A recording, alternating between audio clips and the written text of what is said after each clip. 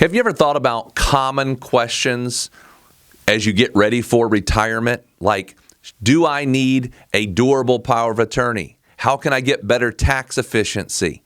Well, by the end of this video, you will gain clarity about your personal retirement plan and have action items to secure your retirement. To learn more about securing your retirement and all the different elements you need to know, subscribe to our channel and hit the bell to be notified when we post a video every Monday. We have helped hundreds of our clients gain clarity and get on the path to a comfortable and happy retirement. Now it's your turn. Let's dive in. Welcome, everyone, to our monthly wind down. So excited to have you with us today. As we do always, we have along with us Morgan Dunn, who is going to be talking to us about our wine of the day, which is not wine. She'll tell you, well, it is wine, isn't it? It's rosé. Yep. It's actually, if you'd like to know, it's a Chandon Brut Rosé. It is a refreshing fruit expression of Chardonnay and Pinot Noir.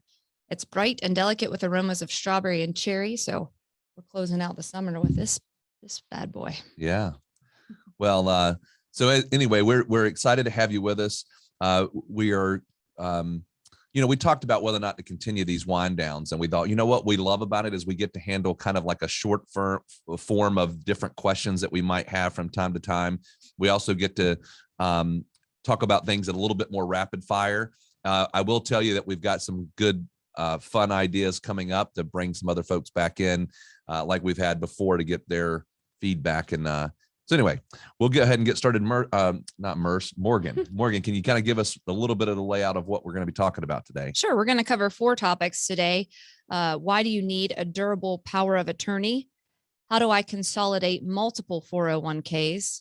How do I get a current estimate for the amount of Social Security I will receive? And finally, an update on tax efficiency for non-IRA accounts. And the first one, Radon, why do I need a durable power of attorney? This has actually come up quite a lot amongst even my friends in my age group lately. So this is an important topic to me. Yeah, I think that what made me want to bring this up is because we have had a situation that occurred here recently that I just think amplifies the need of a durable power of attorney. By the way, a durable power of attorney is different than a healthcare power of attorney. A healthcare power of attorney allows somebody to help you make decisions around your healthcare if you're incapacitated. They can, while you're unconscious, if you are having a surgery and there was a question that came up, you basically appoint that person to help you with medical questions. But that's it. It has nothing to do outside of the medical questions.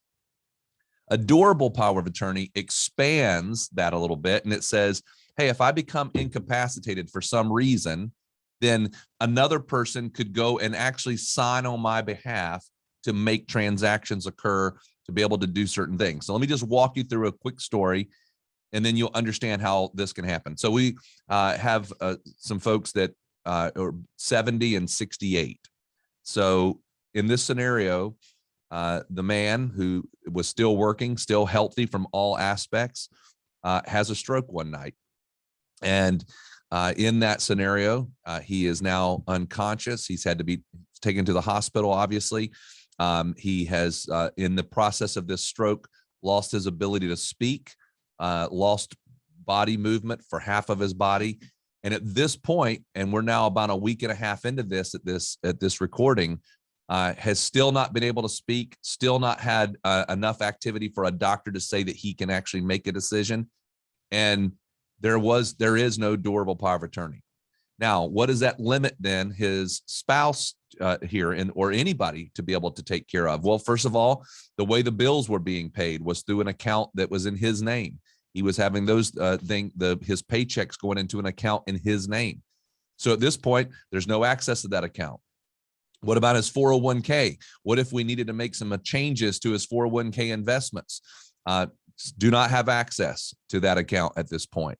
I keep saying at this point because legally, there is no way to do a durable power of attorney at this point. It's done. We're out of that option until he maybe, we hope, gets back some capacity to be able to communicate, and a doctor can say that he's able to reasonably make decisions. But until we get to that point, we're having to scramble and make a lot of decisions or try to figure out how to make decisions for this person, and the spouse who's not in the hospital is the stress level is way higher because this durable power of attorney is not in place.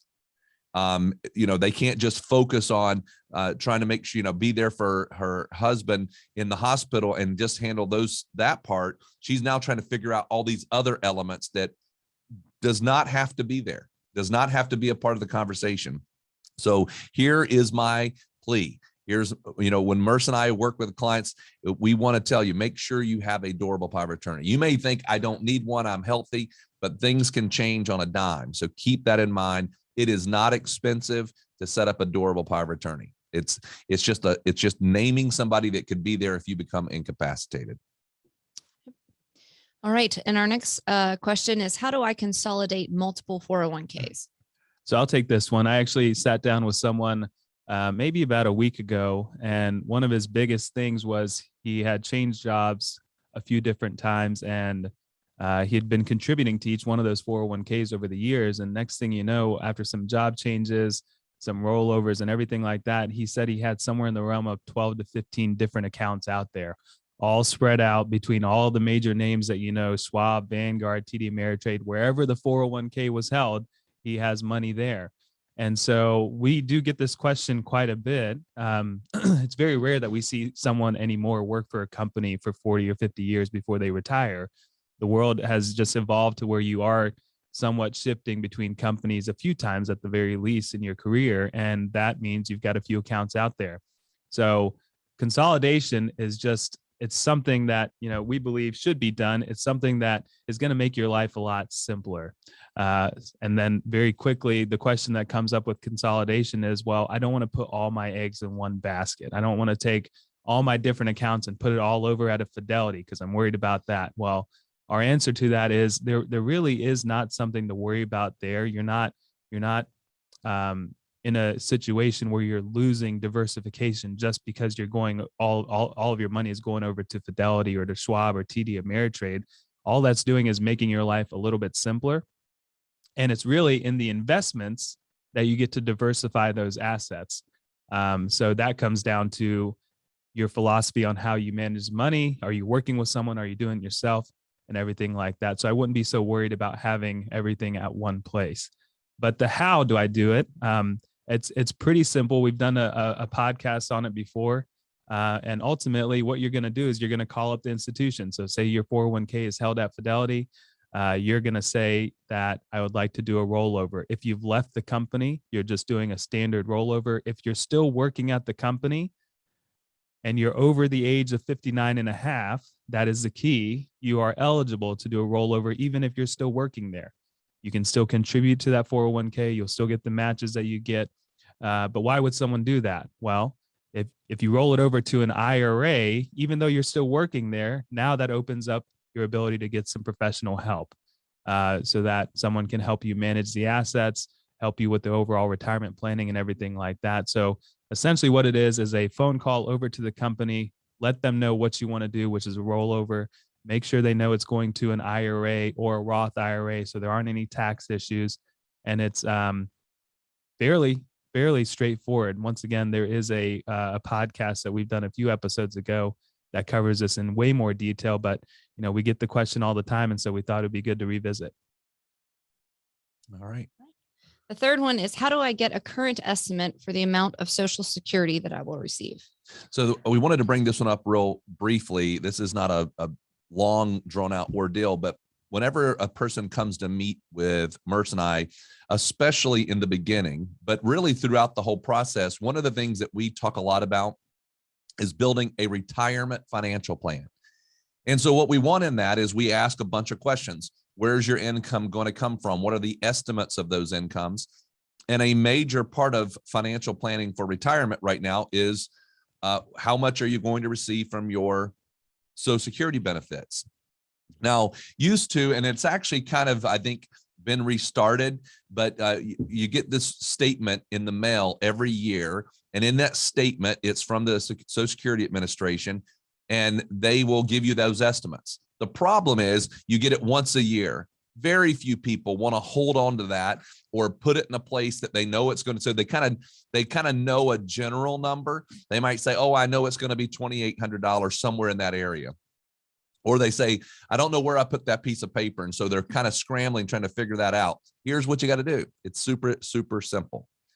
You can any day of the week go to ssa.gov, Social Security Administration, but it's just ssa.gov, and you put your information in there, and that whole statement that you get every year is there on ssa.gov, and you can at any time you want see a new updated number as to what your Social Security benefits are going to be. So if you're ever trying to get an estimate about that, simply go there, get that. That's super helpful. Merce and I are always sending people to that website to be able to get that information so that they can provide it to us so that we can help build their retirement financial plan. So hope that helps a little bit. All right. And finally, we're going to have an update on tax efficiency for non-IRA accounts. Yeah, so this is something we brought to light pretty recently on the podcast. If you haven't listened to episode 94, I would encourage you to go back and listen, especially if you have non-IRA accounts. So that's really just a straight up brokerage account that you funded with just cash at some point. So not your 401ks, not your IRAs, just a standard investment brokerage account.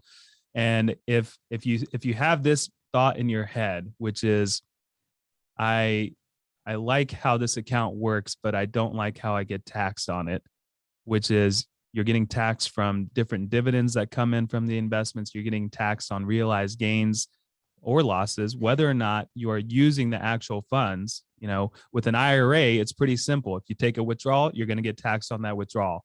With the brokerage account, it's a little bit different. It all depends on what goes on in the account throughout the year, and then you'll receive a 1099 for it the next year. For some clients, that's been a little bit of a pain in the sense that they have this thought, I'm not using the money, but I'm paying taxes on it every single year. And so Ray and I, we're always trying to find what we consider the best option out there to alleviate certain types of situations. And so what we have come up with here is essentially creating a tax deferred brokerage account. And we do that in the form of a variable annuity. It's a pretty simple deal. It's essentially a brokerage account that has tax sheltering to it. We're able to manage it just like we do for our clients at Charles Schwab. And what you pick up here is tax deferability. So now that 1099 that you get every single year essentially goes away unless you're making a withdrawal. Key things to consider here is age 59 and a half. If you're under that, we would want to have a conversation. If you're interested in the concept, we would want to have a conversation. If you're above 59 and a half, then there's nothing to worry about there. The account is fully liquid, just like your brokerage account is. And really the ability for us to manage it is simple. The process, we've been moving millions of dollars into this vehicle over the past couple months, and the process is about as streamlined as it gets. A DocuSign, a conference call, and the money moves over into the account, and you still have full access to it. So if you're interested in this concept, if you haven't already heard the episode 94 that we go way more in depth into this idea, please do so.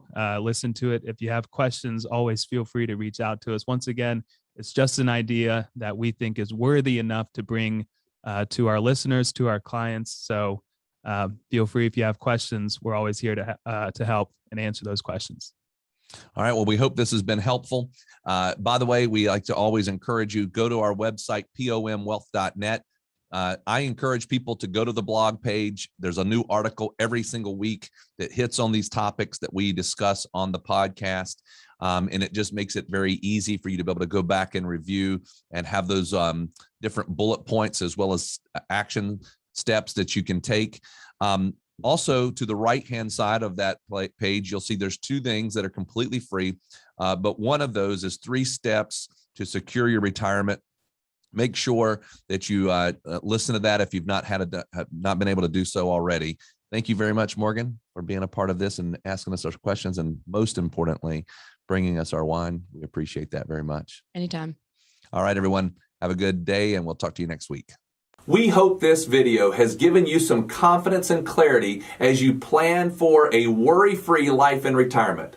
But what else do you need? We have created a complimentary video course called 3 Keys to Secure Your Retirement. This video walks you through step by step what you need to do to get ready for retirement. You can also check out our podcast called Secure Your Retirement. You can subscribe below. For more retirement tips, watch this video. Create your retirement income plan. Also, click here to subscribe to our podcast, Secure Your Retirement. If you like this video, hit the like button and be sure to subscribe and share it with your friends.